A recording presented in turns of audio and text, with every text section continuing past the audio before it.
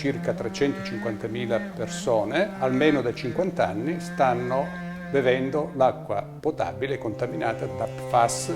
La nostra famiglia si è mossa per evitare il più possibile il contatto con questi composti chimici. Evitiamo di cucinare con l'acqua dell'acquedotto. Non si ferma l'acqua, il problema si è ampliato anche agli alimenti. L'acqua di superficie che viene utilizzata per irrigare i campi è l'acqua dei fiumi che sono contaminati.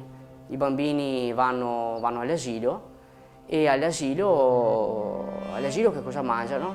Io ho due bambini, uno ha 5 anni e uno ha 3 anni e sono abbastanza preoccupato per quelli che possono essere i problemi che loro possono avere durante l'arco della loro vita.